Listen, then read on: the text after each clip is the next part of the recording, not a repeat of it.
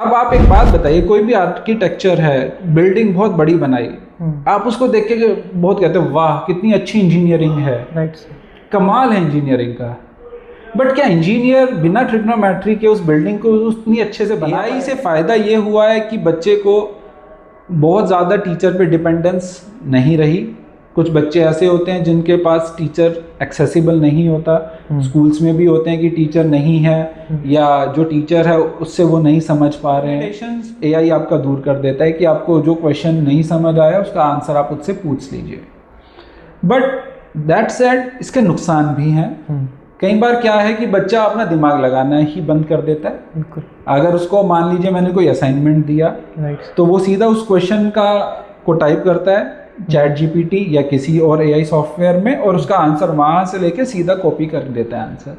तो जो thought process उसके जहन में आनी चाहिए थी वो नहीं बिल्ड हुई, ये उसका डिसएडवांटेज है। कि मैथमेटिक्स करने के बाद में आप किसी भी फील्ड में जाते हैं तो आप बहुत अच्छा ही करते हैं। एक अच्छा बायोलॉजिस्ट वो बनता है जिसका मैथ्स बहुत अच्छा होता है। अब मैंने एक रिसर्च प्रोजेक्ट अभी शुरू किया जिसमें मैं बायोलॉजी की एक प्रॉब्लम है उसको मैथमेटिकली सॉल्व करने की कोशिश कर रहा हूँ। तो ये जो फील्ड्स हैं बायोलॉजी और मैथमेटिक्स, ये बहुत अलग नहीं है। अगर एक चीज़ दूसरे में मदद करती है हमें।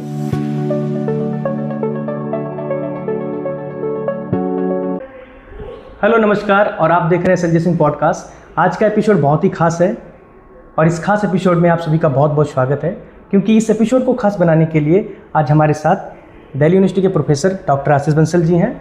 और ये मेरा सौभाग्य है कि आज उनसे मैं गणित एक ऐसा अहम विषय है उसको लेकर चर्चा करने वाला हूँ। और जितनी भी ऑडियंस आज जो देख रही है, शायद मुझे लगता है कि आज की वार्ता से बहुत बेनिफिटेड होगी, उनको लाभ जरूर मिलेगा।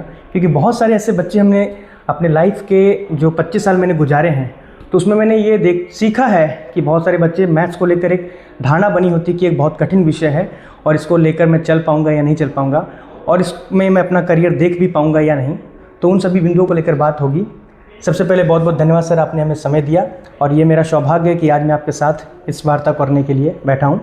सर, मेरा सबसे पहला जो प्रश्न ये रहता है कि लोगों के अंदर एक मैंने जो डर देखा है मैथ्स को लेकर कि गणित बहुत कठिन विषय है, लेकिन सर आप उसके प्रोफेसर हैं, और ये भी देखा गया है कि आपने ऑल इंडिया में रिसर्च में सबसे फर्स्ट पेपर आपका आया और उसमें आप अवार्डेड भी हैं।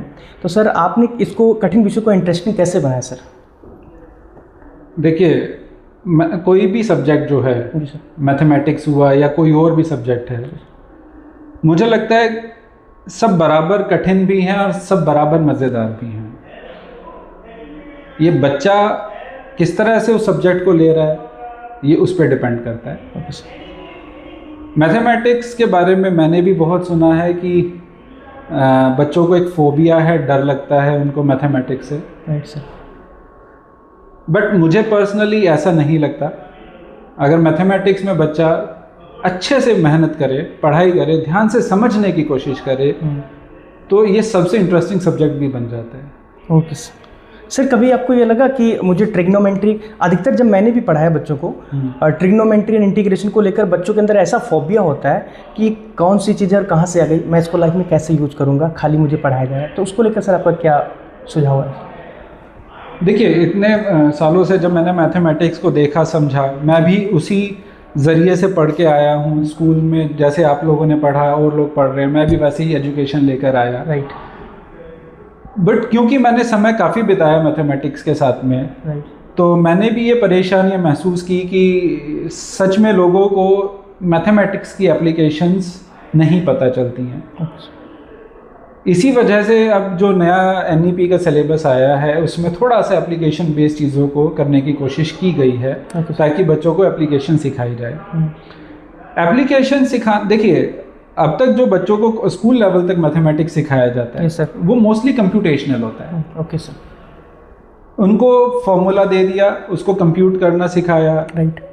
वर्ड प्रॉब्लम्स भी कराई जाती है, बट आमतौर पे बच्चे ना वर्ड प्रॉब्लम से घबराते हैं। Okay sir. क्योंकि वो उस कंसेप्ट की डेप्थ नहीं समझ पाते। जैसे अब ट्रिग्नोमेट्री है फॉर एग्जांपल, जो आपने नाम लिया। अब बच्चे को ये बताया जाए कि 6 ट्रिग्नोमेट्रिक रेशो होती हैं, और sine theta, cos theta, tan theta, like this.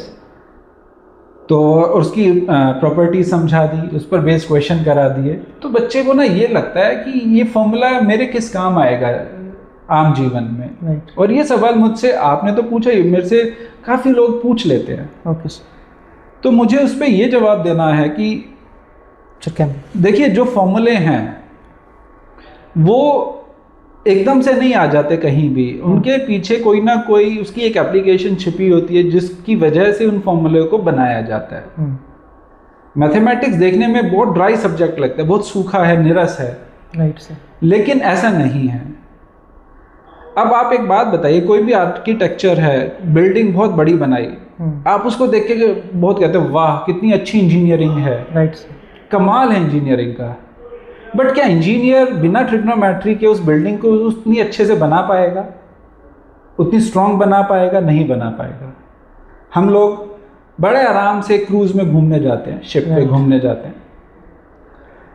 अब शिप में समुद्र है, चारों तरफ पानी पानी है, हर तरफ डायरेक्शन कैसे पता चलेगी, किस तरफ जाना है, पता ही नहीं चलेगा। यहाँ सड़कों पे तो हमें पता है, सड़कों के नाम है, डायरेक्शन पता करना आसान है। पानी चारों तरफ पानी है, इधर मुड़ूं या इधर मुड़ूं एक जैसा पानी दिख रहा है मुझे तो वहाँ पे ट्रिग्नोमेट्री बहुत इंपॉर्टेंट रोल प्ले करती है। तो जो आम आदमी है उसको अगर उसकी एप्लीकेशन समझनी है तो उसको पहले थोड़ा मैथमेटिक्स को समझना पड़ेगा। सर एक्चुअली अगला जो क्वेश्चन मेरा है वो ये है कि मैथ्स को लोग ये कहते हैं कि रट लो तो जल्दी आ जाएगा, तो रटना और समझने को लेकर सर आपका क्या बिंदु है सर, क्या कहना चाहेंगे उसको? देखिए, ये ह्यूमन टेंडेंसी है कि अगर हम कोई भी चीज़ पढ़ते हैं तो वो हमारे साथ कुछ समय तक रहती है, किसी के साथ एक दिन तक रहते हैं, किसी के साथ 2 दिन तक रहते हैं, फिर हम भूलने लग जाते हैं। Right sir. कोई भी इंसान, मैं ही हूँ, अगर मैं 1 महीने तक 2 महीने तक मैथमेटिक्स अगर ना पढूं तो मैं भी बहुत सी चीज़ें भूलने लगूंगा। ये ह्यूमन टेंडेंसी है, ह्यूमन ब्रेन ऐसे ही काम करता है। अब आपको एक चीज़ समझ में अगर आ गई है, उसकी डेप्थ, उसकी एप्लीकेशंस आपने बहुत अच्छे से कर रही हैं, तो वो समय आपका बढ़ता जाता है। तो इसीलिए सिर्फ रटना सही नहीं होगा, कुछ समय तक आपको उसको याद रखना है। तो उसको जितनी बार आप पढ़ेंगे, जितनी बार गहराई में समझने की कोशिश करेंगे, उतनी देर तक वो रहेगा। बहुत सारे कॉम्पिटिटिव एग्जाम्स हैं सर, उसमें जैसे जेई हो गया या हमारे गवर्नमेंट एग्जाम्स ऐसे हैं जिसमें हम लोग जॉब के लिए फाइट करते हैं, तो बेसिकली वहाँ पर मैथ्स का बड़ा रोल होता है। बिल्कुल। तो उसमें समय भी कम होता है और बच्चे को एक्यूरेसी के साथ आगे बढ़ना होता है। तो विदाउट सिली मिस्टेक्स हम लोग कम समय में बेहतर स्कोर कैसे कर पाएंगे सर, उसके लिए क्या क्या सुझाव?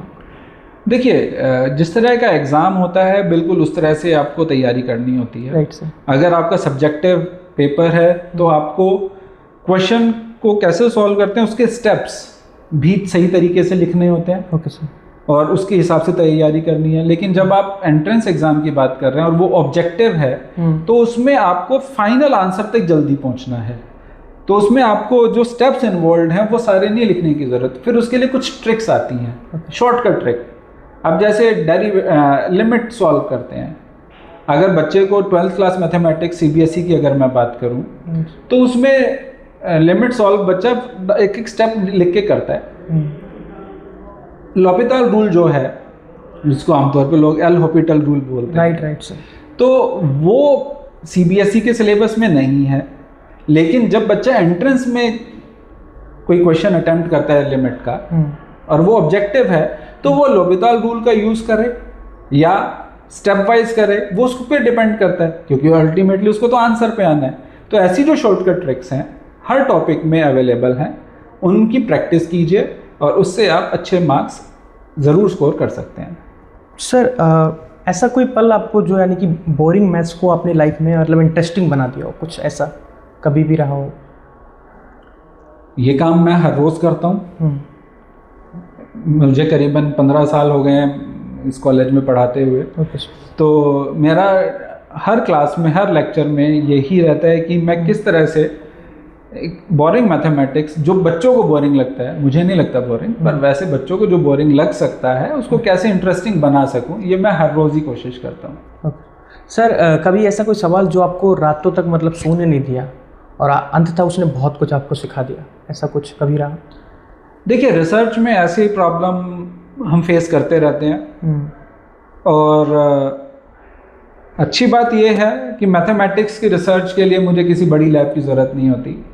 मुझे एक पेन और पेपर मिल जाए और एक शांत वातावरण मिल जाए, वो मेरे लिए रिसर्च के लिए काफ़ी है। अगर वो भी ना मिले तो चलते चलते भी मैं मैथ्स की प्रॉब्लम को सोचता रहता हूँ। तो ऐसे रिसर्च में काफ़ी प्रॉब्लम्स हैं जो मैं अभी भी कर रहा हूँ, जो मेरे दिमाग में हर पल चलती रहती हैं।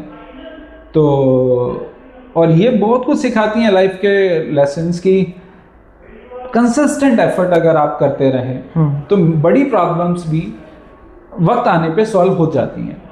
ओके सर, अधिकतर ये देखा गया और हमने भी फेस किया कि जो मैथ्स का बच्चा होता है, अगर वो टेक्निकल कोर्स ना चूज कर अगर एज ए मतलब सिंपल कोर्स को चूज करता है तो उसके पास एक टीचर के अलावा कोई दूसरा ऑप्शन दिखाई नहीं पड़ता है सर। तो उस पर आप क्या कहना चाहेंगे उन छात्रों को जिन्होंने मतलब चूज किया है, जैसे बीएससी है या कोई मतलब प्रोग्राम टाइप का कोई कोर्स चूज कर लेता है और फिर वो भटक के रह जाता है सर, तो वो अपना करियर कैसे चूज मतलब बढ़िया बना सकता है और लाइफ में उससे क्या यूज करके अपनी यानी कि जीवन यापन चला सकता है सर?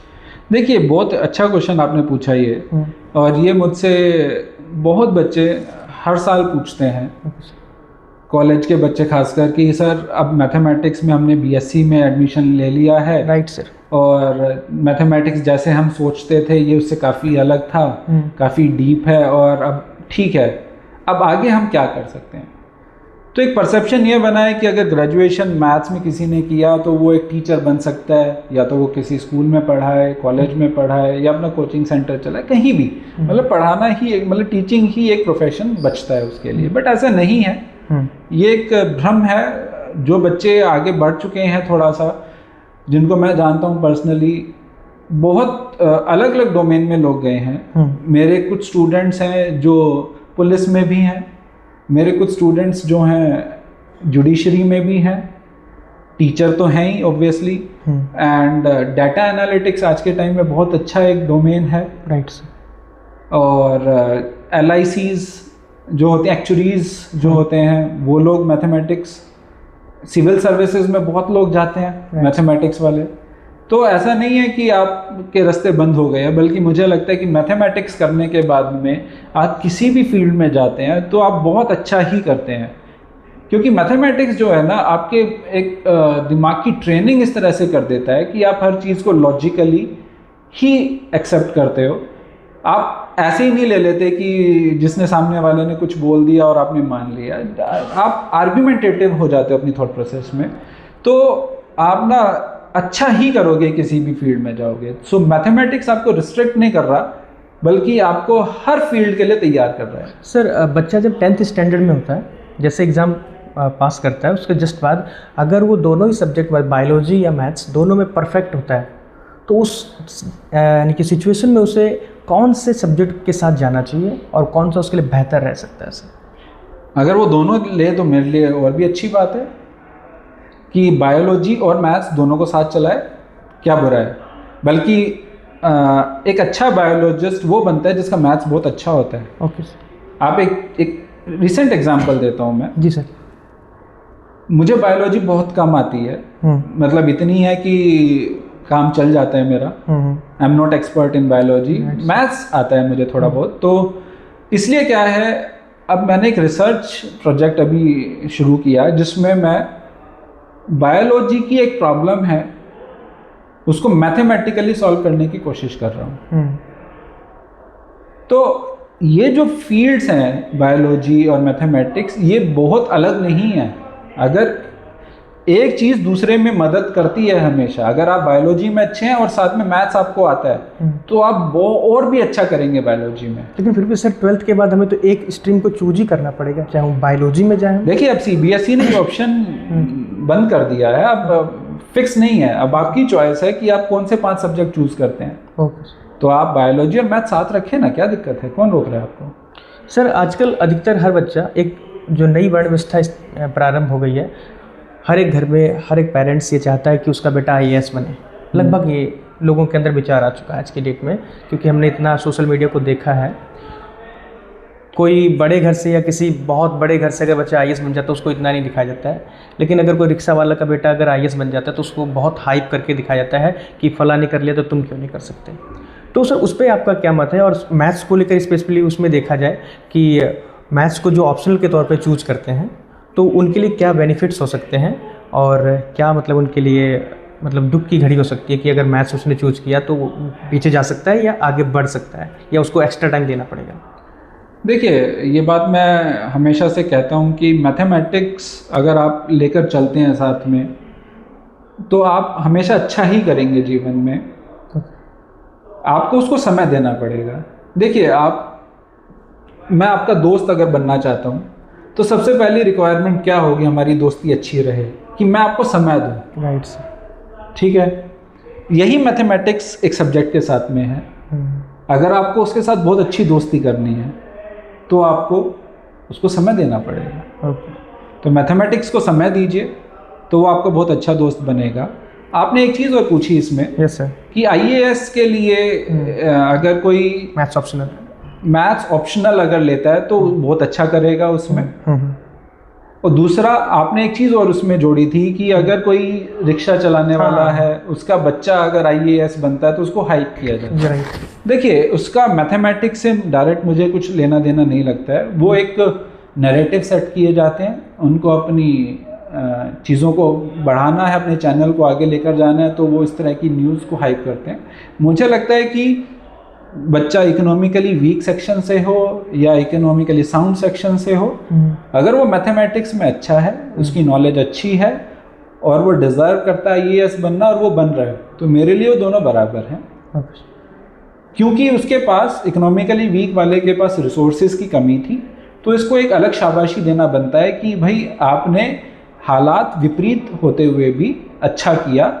लेकिन इसका मतलब ये नहीं है कि जो इकोनॉमिकली अच्छा बच्चा है, साउंड है, उसकी मेहनत में कोई कमी थी, नहीं। मेहनत के तौर पे उनको बराबर रखा जाइए और बराबर मानना चाहिए। सर आजकल स्कूलों में एक मतलब बोर्ड्स अलाउ कर रही हैं कि कैलकुलेटर वगैरह जो यूज़ कर सकते हैं हम। और सर हम लोग जो पहले पढ़ के आए वैदिक मैथ्स एंड ट्रिक्स वगैरह यूज़ किया विद इन अ सेकेंड, यानी कि हम लोग सोल्यूशन निकालने की अप्रोच में रहते थे। आज ये चीज़ें हमें ऐसे लग रही हैं कि हम वैदिक मैथ को पीछे छोड़कर कैलकुलेटर की तरफ भाग रहे हैं और हर एक आदमी अपनी लाइफ को ईजी करना चाहता है। तो उस पर क्या मतलब आपका कहना है सर, कि हमें कैलकुलेटर की तरफ जाना है या वैदिक मैथ की तरफ जाना चाहिए? देखिए, आपकी ज़रूरत के हिसाब से आप अपने काम करते हैं जीवन में। राइट्स। अगर कहीं ऑफिस पहुंचना है और मुझे सही समय पे पहुंचना है तो मैं मेट्रो से भी जाऊंगा, मैं गाड़ी से भी जाऊंगा, मैं तब पैदल नहीं चलूंगा। राइट्स। और अगर मैं शाम के वक्त पार्क में घूमना चाहता हूं तब मैं गाड़ी लेकर नहीं जाऊंगा कि गाड़ी में घूम लेता हूं तो मेरा वॉकिंग भी हो जाएगा। तो जीवन में कोई एक चीज़ हमेशा काम नहीं करती। सिचुएशन के हिसाब से आपको और ज़रूरत के हिसाब से आपको चीज़ों को यूज़ करना होता है। अगर आपको अपने ब्रेन को शार्प करना है, कैलकुलेशन स्पीड से करनी है, आप चाहते हो कि आपके ब्रेन की एक्सरसाइज हो, तो आप वैदिक मैथमेटिक्स के टूल्स या और जो ट्रिक्स हैं उनको आप मैनुअली और अपने दिमाग से सोच समझ के कीजिए। अगर आपको कोई काम जल्दी करना है, जैसे आप मान लीजिए आप दुकान चला रहे हैं या कोई बिजनेस कर रहे हैं, उस वक्त आप मैथमेटिक्स के टूल्स, वैदिक मैथमेटिक्स का यूज़ करके कैलकुलेशन करो। एक दूसरा ऑप्शन है, आप कैलकुलेटर करके जल्दी से अपना बिल बनाओ और उसको कस्टमर को दे दो। तो मैं क्या कहूँगा कि कैलकुलेटर यूज़ कीजिए। तो सिचुएशन के हिसाब से हमें टूल को यूज़ करना है। सर आज का समय जो एआई एंड रोबोटिक्स आ चुका है, तो इसने मैथ्स की लाइफ को ईजी किया है स्टूडेंट को लेकर, या उसको और जटिल बना दिया है, या उसका हमें आगे चलकर एक बड़ा इम्पैक्ट देखने को मिलेगा जो मतलब हज़ार्डस हो सकता है, बेनिफिशियल हो सकता है? सर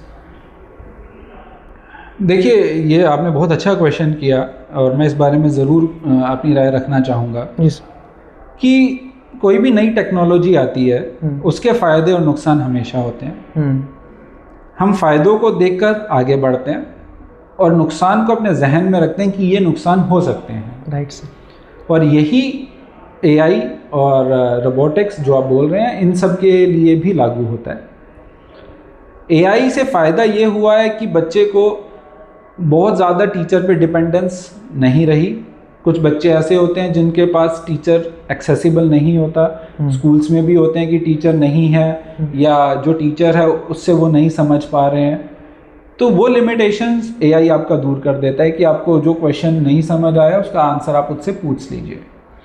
बट दैट सेड इसके नुकसान भी हैं। कई बार क्या है कि बच्चा अपना दिमाग लगाना ही बंद कर देता है। बिल्कुल। अगर उसको मान लीजिए मैंने कोई असाइनमेंट दिया, तो वो सीधा उस क्वेश्चन को टाइप करता है चैट जीपीटी या किसी और एआई सॉफ्टवेयर में, और उसका आंसर वहाँ से लेके सीधा कॉपी कर देता है आंसर। तो जो थॉट प्रोसेस उसके जहन में आनी चाहिए थी वो नहीं बिल्ड हुई, ये उसका डिसएडवांटेज है।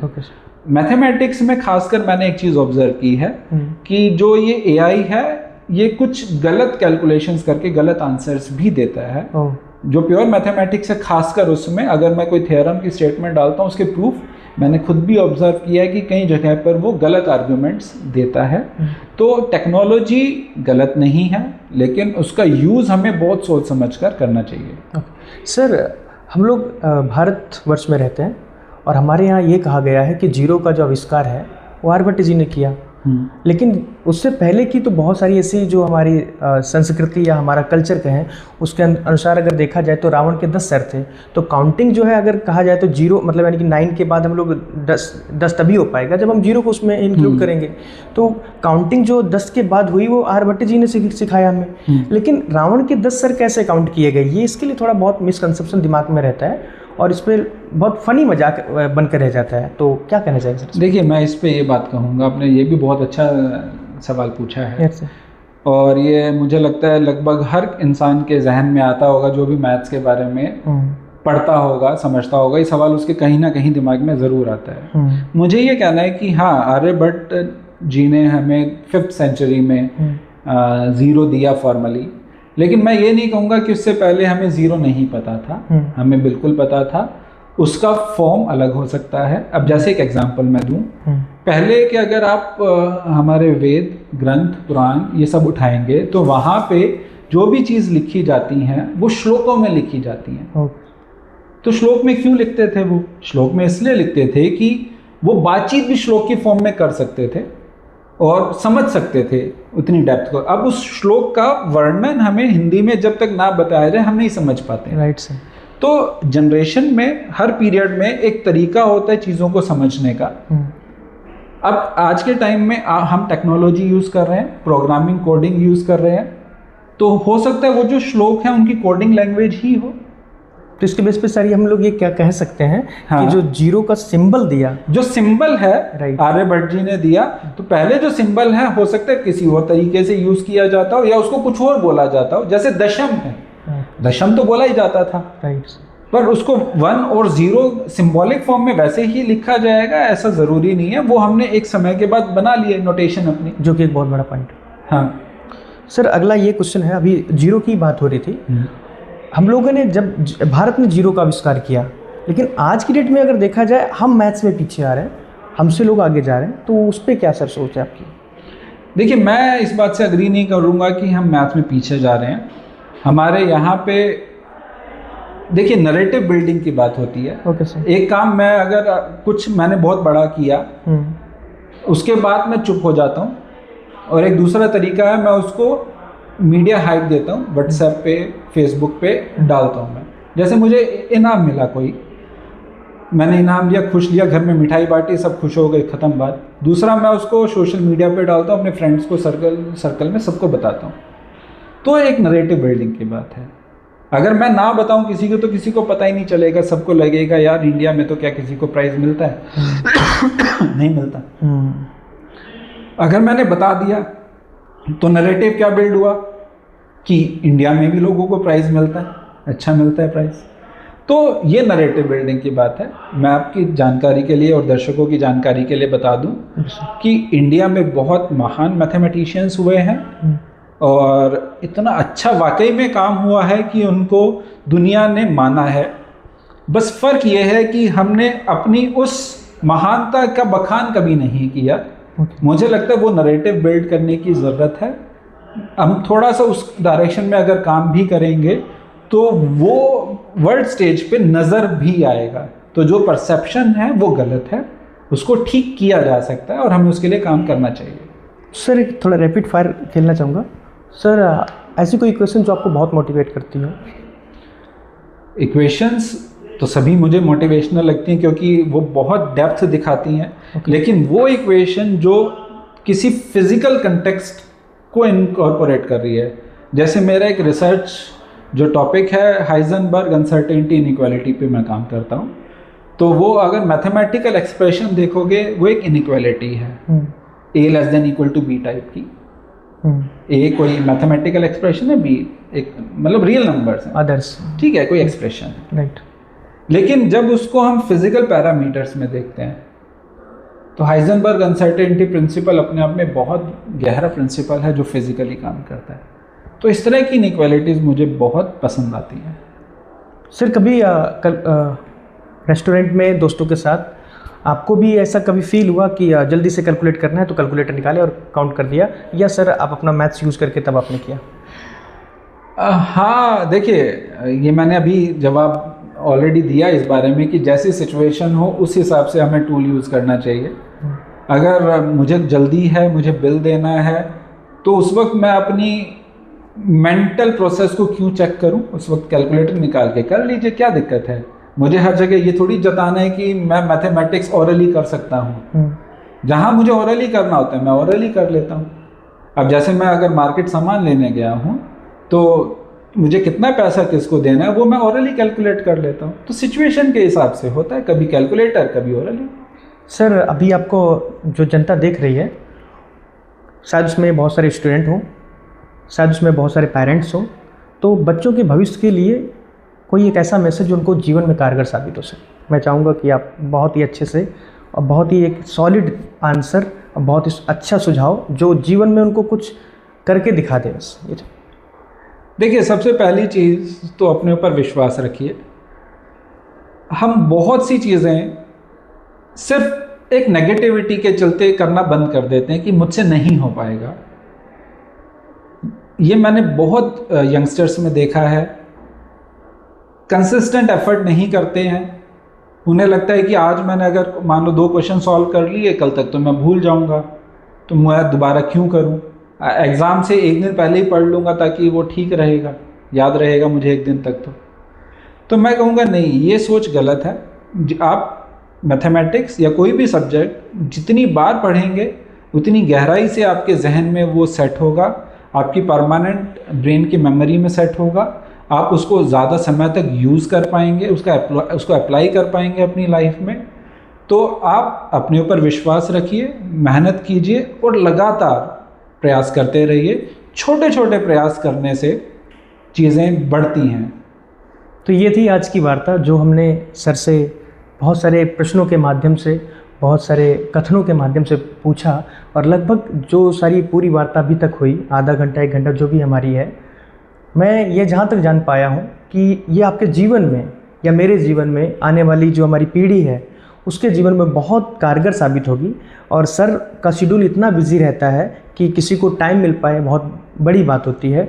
तो मैं सबसे पहले तो धन्यवाद दूंगा सर, आपने मुझे ये समय दिया, क्योंकि मेरे लिए एक स्वर्णिम पल है, क्योंकि जीवन में कुछ ऐसे लोग होते हैं जिनसे आप जुड़ पाएँ। तो मेरा सौभाग्य है कि मैं सर से जुड़ा हुआ हूँ, और जब भी मैं डीमोटिवेट होता हूँ तो मैं सर से मोटिवेशन लेता रहता हूँ। और यही जो बातें हैं, यही एक जो कंसिस्टेंसी है जो मुझे मोटिवेट करती है, लोगों से जुड़ाव करती है। आज भी मैं अपने पथ से नहीं भटका हूँ, भविष्य में कुछ अच्छा ही करने की सोच रहा हूँ। और मैं ये चाहता था कि हमारा जो समाज है ये बेहतर कुछ इस देश के लिए कर सके, ये हमारी जो पीढ़ी है देश को कुछ नया दे सके। उसके लिए ये एक सीरीज जो हम लेकर चल रहे हैं, हमारी एक अप्रोच है कि हम हर उस शख्स तक, हर उस पर्सनालिटी तक, हर उस शख्सियत तक पहुंच सकें जो आपको कुछ ना कुछ अपने वाणी से, अपने विचारों से आपको दे सके। तो ये थी आज की वार्ता। नमस्ते, जय हिंद। मैं संजय सिंह आपको यहीं से विदा करता हूं। देखते रहिए। नमस्कार, मैं संजय सिंह, आपकी आवाज़ संजय सिंह। जय हिंद, जय भारत।